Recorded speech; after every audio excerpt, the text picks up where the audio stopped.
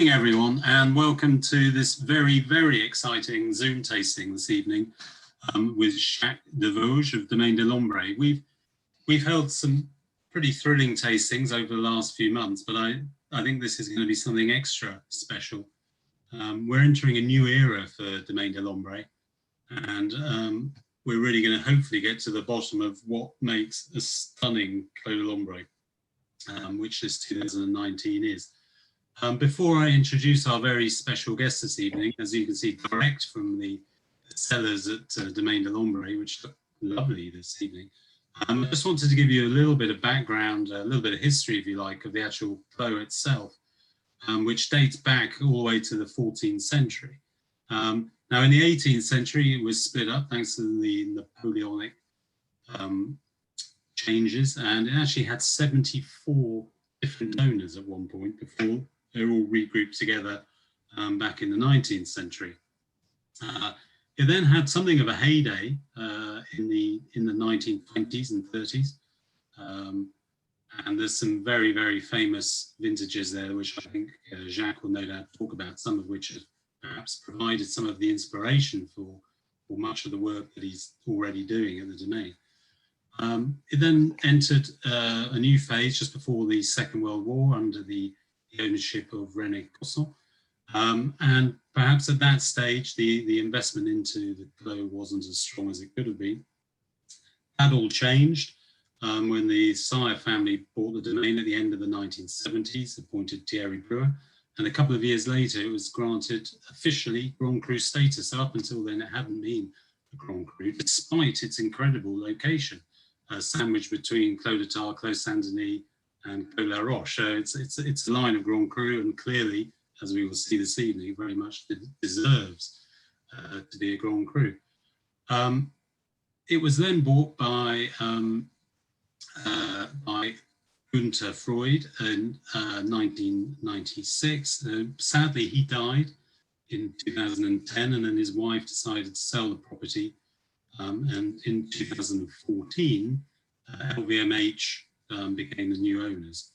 And it's at this point that we all had a sense, if you like, of anticipation of what may happen to the Clos de Lambrays and to Domaine de Lambrays. We felt something was in the air, and we were fascinated to see which way it would go. Ironically, at that time, Jacques was changing jobs himself. He was moving from Nuits Saint-Georges to Maurice Saint-Denis. But he actually joined Clos de Lambrays' neighbour, Clos de Tarbes, I think at the beginning of 2015. But then in 2019, he was signed up by LVMH to take over at Domaine de Lambrays. And this vintage that we'll be tasting this evening, 2019, is his first vintage. And it's something pretty special. I'm not going to say too much more, really, because I want Jacques to do most of the talking this evening. And really, I think I want to start, firstly, welcome, Jacques. Lovely to see you here this evening. Lovely to have you here from Maurice Saint-Denis. Could you tell us what firstly makes the Clos so special? And secondly, was it as a result of that an easy decision to take on the role when you were offered the job in 2019? One question is easier to answer than the other. But hello, everyone. It's a pleasure, of course, to be here with you. And thank you, Jason. Thank you, all the team, Flint, for organizing this event. So I am actually down in the cellar. And yes, Jason, you're right. About Clos de Lambrays, it's a Grand Cru, which is special between other Grand Crus of Côte de Nuit, for several reasons. I would say, first of all, we are almost in a situation of monopoly, because Clos de Lambrays, you know, in Burgundy, we talk in Ouvrées. And Clos de Lambrays is 203 Ouvrées altogether, and we do own 202 Ouvrées. So we own 99.6% of the total surface of the Clos de Lambrays. And this is quite rare. But it has to see with the history you talked about before, Jason. Then what is quite special, it is an Clos de Lambrays even if it's not that large, is very complex. You really have a high diversity of rocks, soil, exposure. As well, what is characteristic is you have those movement of soils. Generally speaking, the Clos des Lambrays is east facing with a lot of slope, but the soil is making like undulations, like waves that make different exposure. And it's part of the diversity of the different microclimates we can have inside the Clos des Lambrays. So all that makes then the Clos des Lambrays have really a high level of diversity. And something which is characteristic about it, it is wherever you stand inside the Clos des Lambrays, in all the places, you will never see the entire vineyard. There is always a little part, a little plot, then you will not see. And it has to see with the shape of the vineyard and with those undulations I was talking to you about. And to me, this is quite characteristic about it talks about the diversity of this Clos. So you asked me why did I move from Clos de Tart to Clos des Lambrays? It's a long and it's a long story, but I can tell you a personal memories I have about Clos des Lambrays. When I was making my studies at Burgundy University, you know, I'm not from a wine family, so I knew nobody, I knew nothing about wine. And I visited the Domaine with my class. And Thierry Bruin, of course, was making the tour. And you had, we were like 30 students, 29 students made a visit of the Domaine. But one student was so amazed about all what Thierry was talking about. And of course, the student was me. And I was like drinking his words. And voila. It's part of the reason why I joined Clos des Lambrays, because I really believe Clos des Lambrays as a terroir is a dream terroir. It really deserves the highest reputation. And today, for me, to be in charge of such a wonderful terroir, it's a privilege, you know. So it's like a dream, but I have a lot of work, and I need to keep going with with all my team, of course. Yeah, like you, Jacques, I share a love of both the Domaine and Le Clos. I've been buying it, I guess now, showing my age, but for more than 25 years, which is slightly scary. Well, I think it's important that we talk about the vinification and also the changes that you've made in terms of viticulture. Okay. Just what I would just one last thing touch. We're going to talk about the new slightly parcellaire approach that you're taking to the Clos. I'm right in thinking that the Clos is really divided into three main areas, and I must get my pronunciation correct here, but I think it's Rentier is one, Les Larrey and Les Bouchots. Is that's hopefully there? Yes, but this is a question very Burgundian. But what you talk about, it is les climats. Sorry, les lieux-dits. It is les lieux-dits. And what we write on the labels, it is a climat. So the climat is Clos des Lambrays, and you have 3 lieux-dits inside the climat Clos des Lambrays. And sincerely, the lieux-dits, so les Bouchers, les Mex Rentiers, les Larrey, it doesn't matter, because it have to see with what we call en français le cadastre. So it's a map of property of the administration for taxes. So it have nothing to do with the vignerons and with the vineyard. It's like in La Tâche, you have les Gaudichots and La Tâche. Huh? Or, I don't know, in Les Échezeaux, you have 12 different lieux-dits, And one of the lieux-dits of the Échezeaux is Clos Saint-Denis. Yeah. You understand? So this Not is confusing very at all. Burgundian. This is very Burgundian, but this is why you should not pay attention to the lieux-dits. What matters is the climat, and the climat is Clos des Lambrays. This is a vineyard that has been classified in 1938, and the origin of the Clos des Lambrays rely to the monks in 1365, and this is what matters. So it's one unique vineyard. And in the Clos des Lambrays, we have 3 different areas which are different from the areas of the lieu-dit. And to talk about those areas, I think it's fair to say, it's important to say that you don't need to be a great vigneron, you don't need to be a great connoisseur to realize those 3 parts, because one part is north of the Clos des Lambrays. This is the side along the Clos Saint-Denis. And it's on a combe, on a little valley side. At the opposite, on south of the Clos des Lambrays, you have what is influenced by the Clos de Tars, and it's a very sunny part. And in between, you have what we call les 80 Ouvrées. And those differences, just walking into the vineyard, you can realize it and you can understand it.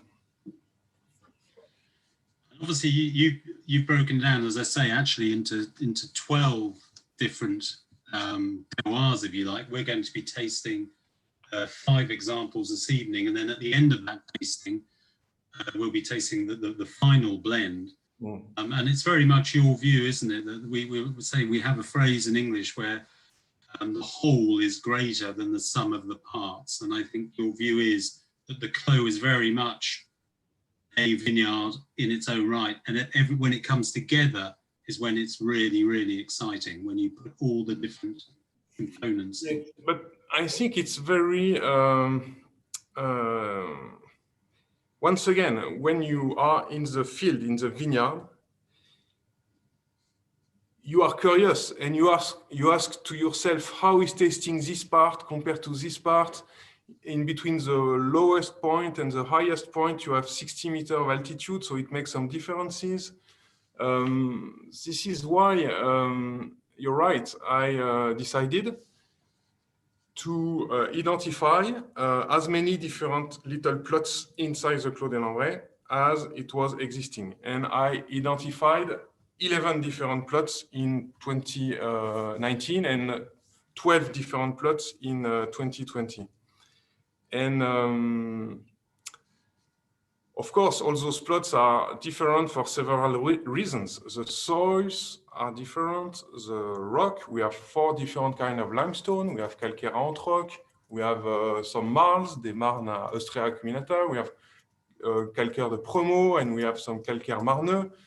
And as well, I was talking to you about the different exposure.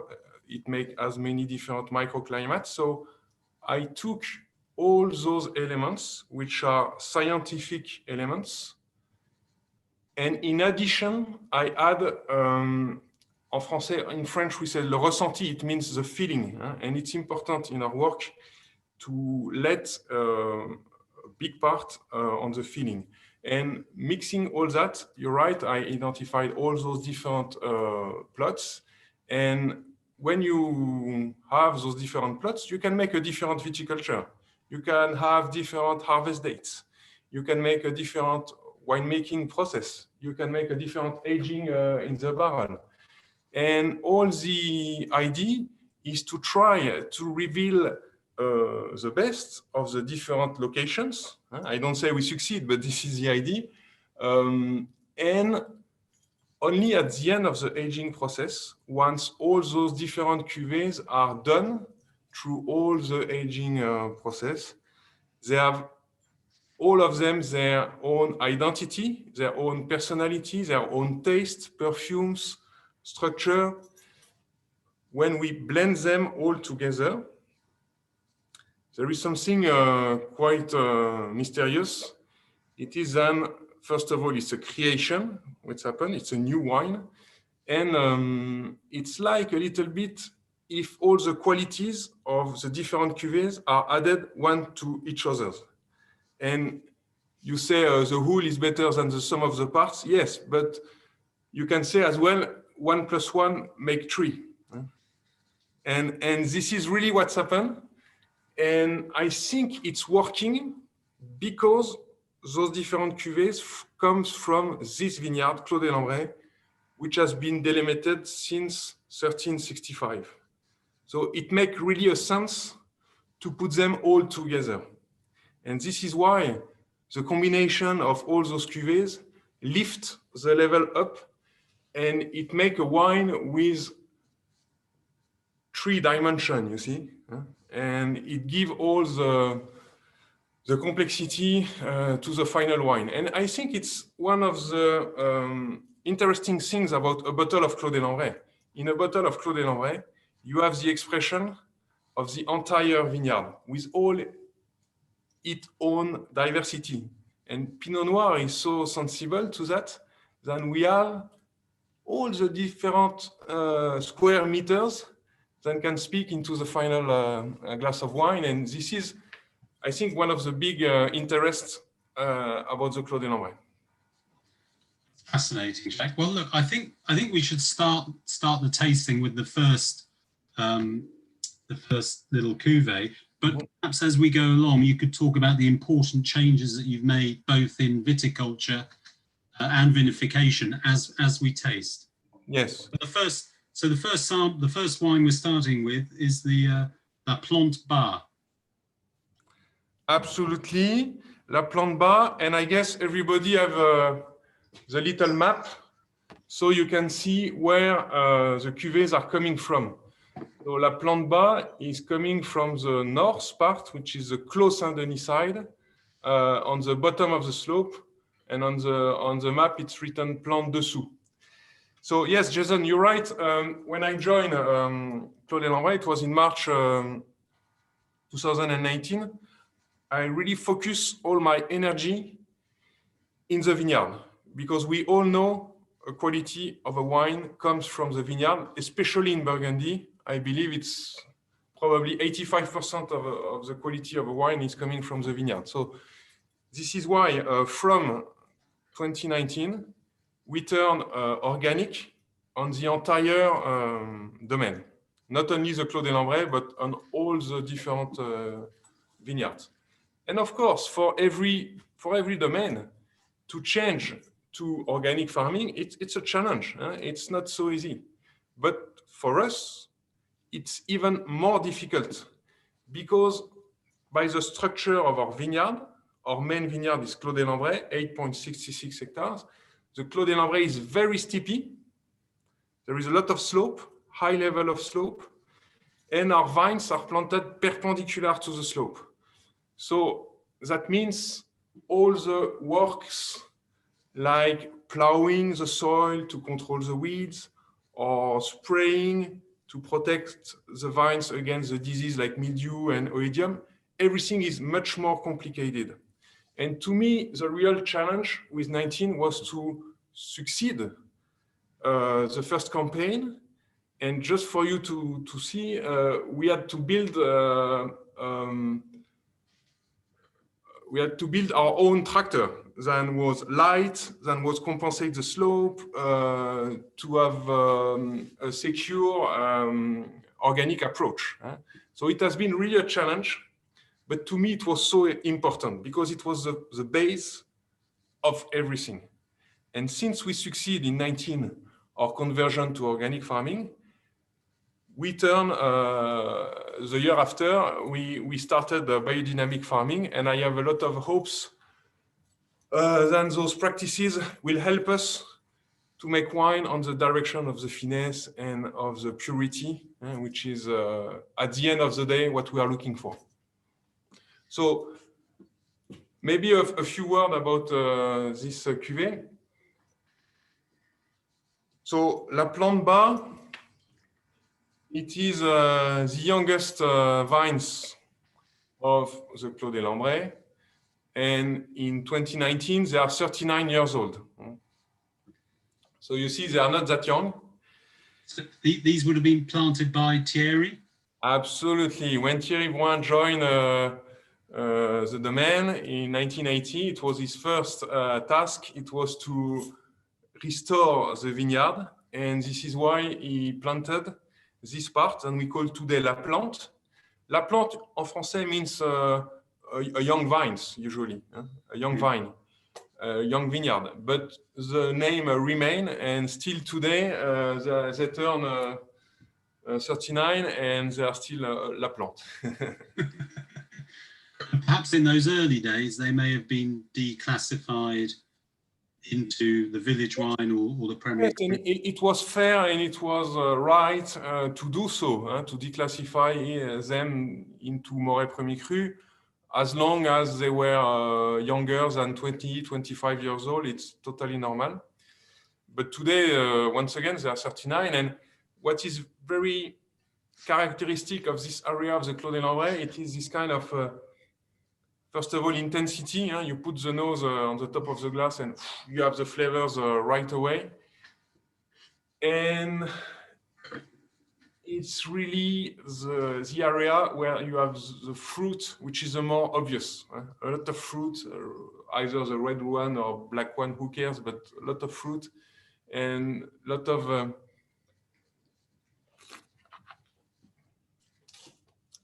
in the mouth, you have this intensity as well of the flavors, and in the mouth tasting this wine that make me think about what make the vintage special. 19 as a vintage. I think from the first wine we are on the ambiance, of the 2019 vintage. And to me, what makes the 19 vintage special, it is the concentration, which is huge. Clos des Lambrays is 15 hectoliters per hectare in 2019. So it's very small. So a high level of concentration, but the tannins, almost you don't feel them. They are so silky. In the mouth, it makes like a caress on the palate. And to me, it's really one of the characteristics of 2019 vintage, with the approachable character. I'm talking about the aromatic profile of the wines. They are not shiny. It's this kind of vintage with wines that show easily their personality and their flavors. It's interesting. We were talking about the vintage and the low yields, and as a result of the intense fruit explosion that they give to the wine. How important was the use of whole bunch in 2019 to add that touch of precision and freshness? This is all the interest of this parcellaire approach. It is according to the origin of the grapes, to the characteristic of the grapes, you may use more or less of whole bunches as an example. In general, for Clos des Lambrays, the result is the average is 80% of whole bunches. But in this cuvée in particular, since the grapes, the vines are not that old, they are 39, the grapes have a tendency to have berries with a regular size. So from mid-July, end of July, the berries that touch each other, the neighbor berries. Mm-hmm. And as a result, the stem, which is inside the bunch, do not see the sun, do not see the light, do not see the rain anymore. And it's very different from the very old vines than we have elsewhere on the Clos des Lambrays, where you have some berries with a regular size and some very small berries. This is what we call mille rendage. And on this type of bunch, the stem is never covered by the berries. The stem, during all the season, July, August, September, sees the sun, sees the light, sees the rain, and it do not make the same quality, the same characteristic of stems. And this is why I feel very comfortable to use 100%, 90% of full bunches with those Milrandais bunches. But with this kind of bunches, this type of bunches with the berries that touch each other all around the bunch, I never go higher than 55, 60%. And this is why for this cuvée, we had 45% of full bunches. Okay. The overall average of the vines is what, in terms of age, 60, 70 years now? Sorry, say it again. The average age of the vineyard as a whole is... Alors, you have this part, which is 2.5 hectares, and everything else has been planted in between 1935 and 1898, which is just amazing. 1898. So 1898 in Burgundy, it's right after the phylloxera crisis. So imagine it was a disaster all over Burgundy, and the growers was very concerned and disappointed. Some of them were ruined and they had to sell their property. But they replant, and this is when they replanted with rose. And at that time, it was the Rodier family that used to be the owner of the Clos des Lambrays. And the Rodier family decided to replant with rose perpendicular to the slope, which is very unusual. It's an exception. And it was to maintain the soil in place to avoid water erosion. So it was a great decision, even if for us, you know, on the everyday work, everything is more complicated. Voilà. But it was a great decision. And talking about that, it's as well a great way to plant, to try to avoid the bad side of the global warming. Because since our rows are perpendicular to the slope, they are oriented south-north. So for bunches of grape, it sees the sun on both sides, east on the morning, west on the evening. And the more important, it is when the sun is south, during the hottest hours of the day, in between noon and 3 p.m., the bunches of grapes are protected by the shadow of the row. So on vintages like 2020, 2018, 03, it's remarkable to see the difference in between our grapes and the grapes of other vineyards, which are planted classically east-west. And I'm very glad that we are planted this way. Of course, the owner back then, the Rodier family, they were not thinking about global warming and this kind of issue, but it's great. And you see, even on cold kind of vintages like 08 or 13, it's good as well, because we have the benefit of the two sides of exposure to reach a better maturity. So it's a kind of orientation which is win-win on any kind of vintages. It's a clear benefit. Voilà. The only bad thing, it is on the everyday work, it's quite difficult, and for plowing especially, it's difficult. So us, since we are organic now, we have to plow by hand now every vine. So it's quite demanding, but I think it's worth to do it. I know there was a little more rain in Maurice Saint-Denis than certain other villages in 2019, but I think the age of the vines is really crucial, isn't it? As we have drier summers, having deep roots means Absolutely. that the vines become much less stressed. Absolutely, this is pretty clear. But I think the bigger difference is really the level of minerality. Or I use the word minerality, but the reality is an precision on the terroir expression. Those old vines show very clearly, with a lot of accuracy, the taste of the land they come from. And I think this is what is very characteristic. From younger vines, you are more fruit oriented, and fruit is pleasant. I like it. Everybody like it. But as the vines turn older and older, in addition to the fruit, you have really this precision, accuracy on the definition of the taste of the origin, and this is what is fascinating. I think that's a perfect moment to move on to number 2, because obviously we've seen the first cuvée that, as you said, will bring the fruit to the final blend. This is very old vines, and I tasted this with Garrett at the Domaine and yourself earlier in the year, and I thought this was a stunning blend.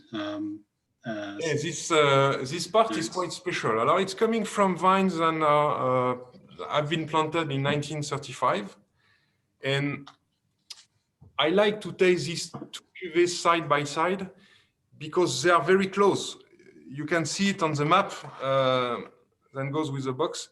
You have just a little way that makes the separation in between both areas. So it's like 2 meters in between those 2 wines. And the wines are so different. It's really, you put the nose on the glass, and you see, when I was talking to you about this idea of old vines that reveal the place with less fruit but more other things, I think it's a pretty clear example. This part is very special on the Clos des Lambrays because it shows those flavors. It's like a floral roses. It's very floral character, and you can see it on the color as well. The color is pretty light. It's very pale, so it can give you an indication of the structure you will have. And putting the wine in the mouth, it's so delicate. It's on the air. It's very elegant. It's probably the more refined and the more feminine character area inside the Clos des Lambrays. And it's just there and not on other places. There's just a lovely touch of spice to this. I think that for me, very much characterizes Maurice Saint-Denis.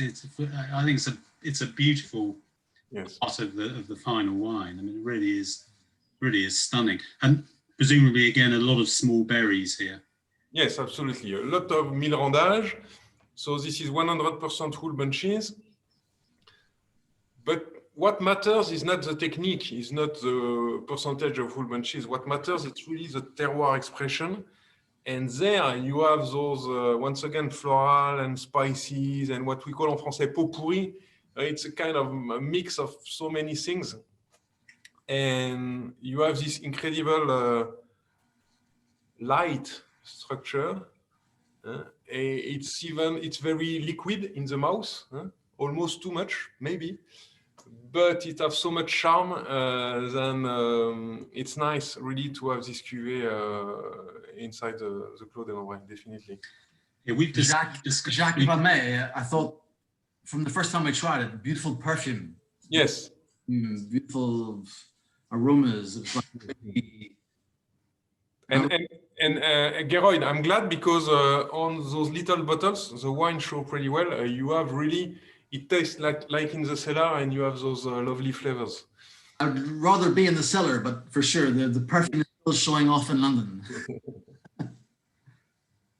And that's a pretty special glass of wine. And I think what's amazing is that, 2019, we discussed this a lot in other tastings, was a warm vintage, a hot vintage. But this wine has such finesse. It's pure Pinot, whereas there's no sense of too much heat. No. I think the Clos des Lambrays, it's one of his characteristics, will be always fresh and elegant, and it have to see, of course, from the old vines, but as well with this altitude, we have some vines which are higher than 300 meters of altitude, which is not that common for Grand Crus, and it really brings us the freshness.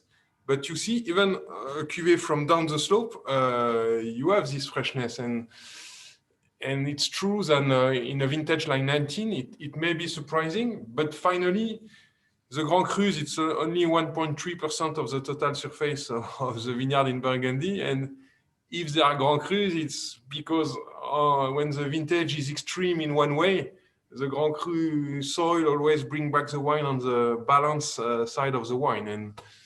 And this is once again true in 19. Jacques, if we move into the Cerisier and the 80 Milieu, are we? So I wanted to. Or how are we getting? These three cuvées, la Plante Bas, les 80 Ouvrées Bas, and le Cerisier, because like that, from the Clos side north to the Clos de Tard south, we do all the bottom part of the Clos des Lambrays. Okay. And this area, the Cerisier, is a place with a lot of sun influence because we are almost in the village with the houses around. There is a very small amount of soil. The soil is very weak. And after it's the rock, which is calcaire entre-roc there. Calcaire entre-roc is a red kind of limestone that is alterated in horizontal plates, big, huge ones. And you could believe that down the slope, down the Clos des Lambrays, you would have the deeper soil. No, not at all. You have 30 centimeters deep and no more. So when we plow, we have to be very carefully because if we go too deep, we will break our tools. And the name Les Cerisiers is because we have a beautiful cherry tree right in the middle of the vineyard. And there as well, it's very characteristic. It's different from any other places. So Jacques, can I just ask one question? So in some people's minds, even it's the bottom of the Clos, not necessarily deeper in alluvial soil. It's not the case. No, it's not the case. I think since they planted after Phylloxera, they planted the rows perpendicular to the slope. We had no soil that has been carried down by the rain. So we have the native original soils. Because it's right that usually, most of the time, you have some erosion and the fine soil from the top of the vineyard have a tendency to go down. And every 2, 3, 4, 5 years, the vigneron have to take the soil from the bottom of his vineyard and bring it back up. Of course, us, we do never that, thanks to the smart... I didn't say anything. I didn't say that. That's true. How much whole bunch is on this cuvée, Jacques? Well, this is 80% of whole bunches. And so far, on the wines we've tasted, we're looking at about 60% new oak. Yes, right. This is 60% new oak. The idea with the new oak is, of course, for such a wine with such a level of concentration, I need to have enough air, enough oxygen during the 15, 16 months of aging process. So this is why I need some new oak. But I ask my tonneliers to make the barrels so that it tastes like a barrel of one wine. So it's their business to make the toasting, but what they do is they make a very light toasting, low in intensity, but longer in time. Like that, the heat go deep in the middle of the stave, but in the surface, the wood do not change of color. The wood have exactly the same color as at the outside of the barrel. And this makes a smell like fresh bread, and it's not toasted bread. And like that, I can have 60% of new oak easy, no problem. And it do not print the wine with some smoky, toasty character. No, I mean, it's a kiss of oak. There's nothing more than that. It's very, very, very well handled indeed, actually. So to me, this cuvée have more depth, more vigor than the 80 Ouvrées Bas, of course, but it's still a cuvée very elegant, with some small tannins, quite velvety. Yeah, no, I was looking at my notes from, say, when we were at the Domaine, and there was I get some similar aromas to the second one, but I get a bit more power of the first one. It's a lovely mix. We should probably move on to number 4, which is the Ouvrées Milieu. 80 Ouvrées Milieu, yes. So Yeah. 80 Ouvrées Milieu. Les 80 ouvrés are in the middle, in between the Clos and the Clos de Tarbes. And les 80 ouvrés milieu, this particular plot is in the middle of the slope. So finally, it's the middle of the middle. It's the center of the Clos des Lambrays. And there you have very old vines as well, planted on the 1930s.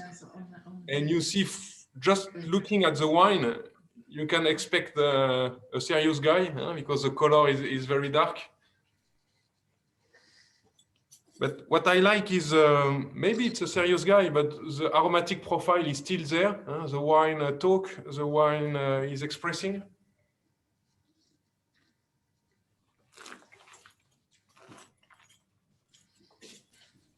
Jacques? Yes. Am I right in thinking, when we were talking, you said this is the heart of the Clos? Is Yes. that a fair thing to say? Absolutely. This is the heart, the center of the Clos. Yeah. And as well, I don't know if you feel it tasting this cuvée, but it is probably the area with the higher level of tannins, of concentration. Yeah. Very, very concentrated. It's muscular tannins. You have this energy, you have this vigor, and it's huge. And if you look at the map, it's just on the top of 80 Ouvrées dessous, and used to be the lighter cuvée of the Clos des Lambrays. So it's fascinating to see the level of differences we can have from the same vineyard. Jacques, when you first showed it to Jason and I last summer, my notes are just like shoulders, en place. It's like this kind of, it's like this big thing, but at the same time, soyeux, which is a lovely word in French, but it's like what that silky smooth, like sort of. So there was all this concentration, all this sort of matière, all this level, and this beautiful, seamless delivery, I think. I think the soyeux character, of course, it's the vintage 2019, but as well, maybe it has to see with our approach in the winemaking, because all the wines you are tasting today, I made 0 pigeage, none. When I started to work in Burgundy, it was in 2001. We were doing 3 pigeage per day, minimum, and it was normal, like everybody was doing that. But in between 01 and nowadays, many things have changed, and I assume we don't have the same qualities. We don't have the same grapes anyway. So with 15 hectoliters per hectare on a vineyard as Clos des Lambrays, it was not necessary to make some pigeage. And as a winemaker, you always want to do well. So the first time you make a wine with no pigeage, you don't feel very comfortable because you say, oh my gosh, maybe I'm going to make a rosé and blah, blah, blah. But no. And when you really respect your fruit, and it's like tea soaking, like tea infusion, only the nicest matière is gently extracted from the grapes. And this is why I believe for this cuvée, 80 Ouvrées Milieu, even if you have a huge level of concentration and you feel there are muscular tannins at the end in the mouth, you still have this delicacy on the way of the wine touch the mouth. And I'm sure if I would have made just 1 or 2 pigeage, we would have not the same finish in the mouth. We would have a little bit of bitterness, a little bit those triangular tannins, and are a little bit more rustic. But Jacques, I think in French it's soyeux. But soyeux, absolutely. We don't have the same word in English. I think it's smooth, maybe. I don't know. Maybe Jancis can correct me in English. I don't know. What's soyeux in English, Jancis? silky. Silky. Soyeux. Let's Soyeux. soyeux. Yeah. Bear in mind we're in the UK. We drink a lot of tea in the UK, and we understand the importance, I think, of a very gentle, refined infusion. And I think that's a perfect expression of that. Just one thing before we move on to number 5, I just wanted to ask, one of the things you have done differently is extended the length of the élevage. So now it's almost 18 months. What was the thinking behind that? The thinking is easy to explain. When you taste this cuvée in particular, you feel the level of concentration of matière into this wine. And I think this kind of wine deserves to be aged as long as it's necessary. And me, I don't know at the beginning how long it will last. The wine talks, the wine speaks, and I adapt myself. I am flexible. The wines decide. But for sure, for a wine like Clos des Lambrays, it deserves to be aged in between 14 to 18 or 19 or 20 months. Who knows? And it's true that before, for some reasons, the aging time of the Clos des Lambrays in barrel was 12 months. And this is why you see on the cellar, you have 2 levels of barrels, because I don't have many space. So I put two levels of barrel in one row. But at the same time, in 19 and in 20, I made such a low production and it was not too difficult to fit all the barrel down in the cellar. Yes, yeah, sadly, it still looks quite empty. but full of good stuff, though. That's the most important thing. Much better to have less of good stuff. Okay, let's move on to number 5, which is the 80 Ouvrées Bas, I think. Yes, 80 Ouvrées Haut. Oh, but yeah. So to me, the reasons of the choice of these 5 cuvées was to show you from Clos Saint-Denis north to Clos de Tarbes south. So I choose the bottom. And after, from the middle part, so from les 80 Ouvrées, to see all the different layers, so bottom, middle, and part. Like that, tasting these 5 cuvées, you have all the knowledge and the informations to understand the final wine. You can see all the main orientations. And what is, alors this cuvée, for those that know, on the top of the Clos des Lambrays, you have this gate in stone, which is beautiful, I must say, and it's just below this gate in stone. And there, it's quite high in altitude. So we are at 330 meters. There is some soil. There is a good 60, 70 meters of soil. But after, it's a massive rock of calcaire de Premot, which is hard, almost like a marble, you know. You don't have a lot of fracture. It's very massive. And from this situation, it makes a wine with a very particular bouquet, you know, a very particular smell, a lovely smell. Here the fruits are back again. Not only fruit, but I think the dominant is the fruit. A lovely perfume. And in the mouth, you have this kind of tension. It's a wine which is very straight. You have a lot of mineral character, this lovely acidity, then structure the wine. And if les 80 Ouvrées Bas, for me, was more like a ball, this wine is very like a line, very sharp and very straight. It's absolutely stunning. It seems a very complete wine, I think. It has a little bit of everything. Get that depth, that structure, that power, but subtle power. Beautiful control. We shouldn't say, but you know, even on its own, that's quite lovely. And again, we'd be the same. We'd be quite high on whole bunch here? Yes, absolutely. It's 80%. Yeah. And one thing we didn't talk about, it's the balance. I'm very glad because on the 19, we have this lovely acidity, which is just obvious across all the cuvées. But I'm very glad as well because the alcohol level is very maintained. The final Clos des Lambrays 2019 is 13.6, which is on a vintage like 19, great. And even in 2020, the alcohol level is under 14, it's 13.8. And I think we are blessed with Clos des Lambrays because thanks to the rose orientation, thanks to the influence of the little combe, the little valley we have, it's a terroir that preserve the freshness.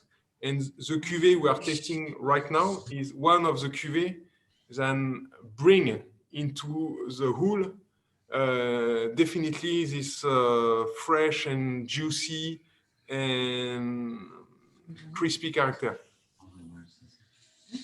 Before we get to the final wine, I just want to ask a quick question.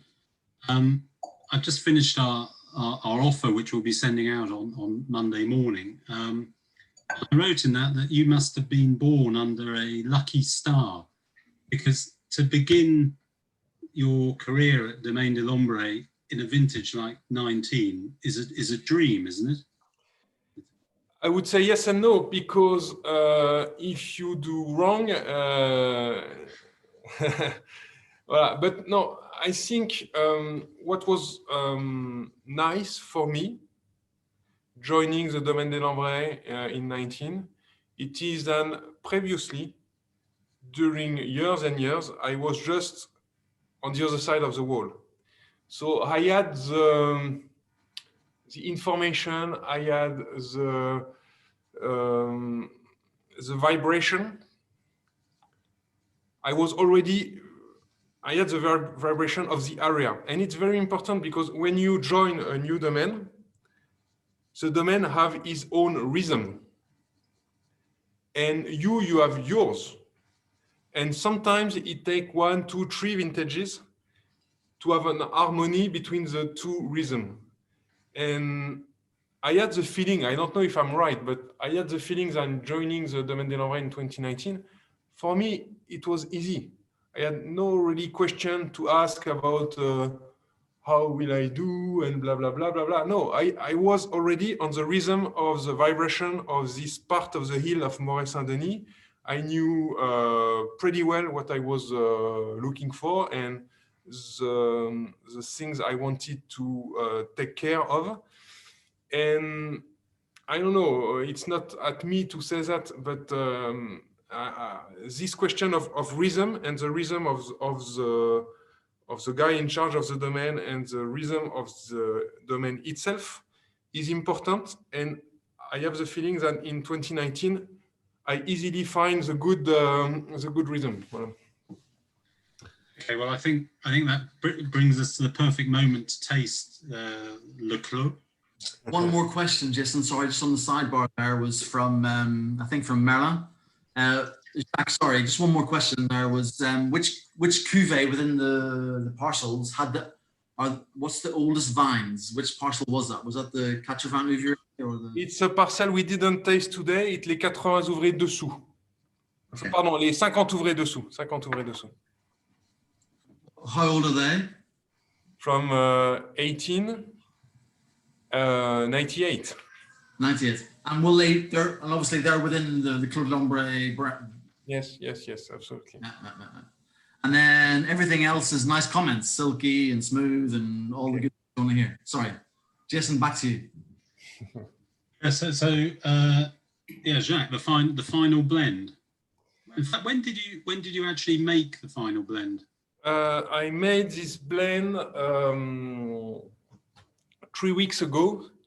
And Jason, you know, even myself, I talk about blend, but I should not, because what I do is not a blend. Because technically, for winemakers, making a blend is having different individual cuvées and trying by the science of the good blending to create, to make the best wine as possible. And this is what they do in Bordeaux, this is what they do in Champagne, and I have a lot of respect for that. But this is not what I do. I do not blend. Because me, what I do, I vinify separately the different areas, and after I just bring them back all together on the volume of what nature decide for this vintage. And I think it's a key point. It's very important because it has to see with the intimacy of Burgundian wine. In my opinion, what makes a great bottle of Burgundy special, it is when you are at home, you pull out the cork, you pour the wine into the glass, you put it to your nose, and you have a direct expression of the land, of the plot, of the terroir. And you have this idea of purity and precision. So if me, as a winemaker for Clos des Lambrays 19, I decide to make a blend, you know, to make more of this cuvée, less of this other one, I will create a wine, I will make a blend that will be good, huh? No, no question. But I think we will miss what makes the essence of great Burgundy wine. And I think really Clos des Lambrays, as a terroir, deserve to be treated with respect and to be with all the different cuvées on the proportion of what nature decide. And just one last question, because maybe I talk too much, but I say that because we have the experience at the Domaine of the very old bottles of the Clos des Lambrays. I'm talking about bottles from the 30s, from the 20s. We have Clos des Lambrays 18, 19, but 19, 18, and 1919. And when you taste those bottles today, which are sometimes 1 century old, they are so good. They are just so good. It's just amazing. And you think how back then they could make such beautiful wines. And probably it have to see, of course, with the viticultures and was organic, of course, they had no choice. Probably it have to see with the small yields, of course. Probably it have to see with the small cuves they were using. But as well, mainly it have to see with the fact that they were blending, or not blending, but using all the cuvées all together. And to me, tasting those back vintages of Clos des Lambrays, it has been a real help to understand. I don't say I understand everything, not at all, but to try to begin to understand what makes Clos des Lambrays special. And this is why I will certainly not make a blend on the way, and I will not change the proportion of the different cuvées. I will use everything, and Clos des Lambrays is 19 is a direct and pure expression of the entire Clos in 2019. It's fascinating, Jacques, that what you say is what makes those vintages from 100 years ago special is that organic viticulture, small yields, small berries, old vines, it all kind of rings a bell to what happened in 2019. So in 100 years, if someone wanders into the cellar and pulls out a 2019, are they going to have a big smile on their face? I wish. I hope so. I mean, in all seriousness, I mean, this strikes me as a wine that will age very well. All the components are there. The balance is terrific. And the intensity, but subtle intensity. But to me, this looks like a long-living wine. Would you agree? Yes, but I think it have to see with the personality of the Clos des Lambrays. The Clos des Lambrays is a terroir that provide to the wine he is producing this longevity. And I'm convinced that what makes the aging potential of a bottle of wine is not necessarily the vintage, not necessarily the extraction of the winemaker, but this aging potential is much more relied to the origin, to the vineyard. Because I say that because I've tasted the Clos des Lambrays from poor vintages, like I was telling you about 1918. Huh? It's a poor vintage, but the wine is still there. Of course, it's not a rich wine. It's a wine which is more on the spirit than on the body, but it's still there with its perfume. Like 37, everybody talks about 37, but it's more interesting to taste Clos des Lambrays 38, which is a very poor vintages, and the wine is delicious. So I think the ability to age, at least for a Clos des Lambrays wine, is for the bigger part from the origin. And definitely Clos des Lambrays produce wine that can go across the decades easily. We have the proof here in the Domaine. Well, Jacques, I think our hour is up, sadly, but I must admit I could listen to you talk for another hour very happily. I think you've conveyed the sense of excitement that we all have about this upcoming release. So thank you very, very much. The wines are terrific. And actually, the last wine is just it's kind of everything it should be. So no, thank you. It's been a real pleasure to have you here. I'd like to briefly hand over to Tom. He may not be expecting this, but Tom, if you could just do a little bit of housekeeping actually on about Monday morning when the offer goes out, if that's okay. But Jacques, yeah, thank you. What a great tasting. Thank you. Thank you all. It was a pleasure. Thank you, Jacques. Thank you, Jason. That was a fascinating hour or so. I'm not sure if I'm going to come on the screen here, but Monday, 9 o'clock, the offer goes out. And we're expecting a lot of demand. We will give a preference to those folk here on the call. So if you do ping us a message over the weekend and say you're keen, that'd be useful. And then we'll try to get the allocation done by Wednesday is the plan. There's a very small number of Magnums and even a small number of Geros, but all the bottles will be packed in threes. And this is what it is. It's a great wine in small quantities in 2019. But we'll do our best to get everyone as much as we can. But thank you all for joining. And Jason, that was a lot of fun. Thank you very much indeed. Very much my pleasure. And yeah, thank you again, Jacques. Thank you all. Thank you.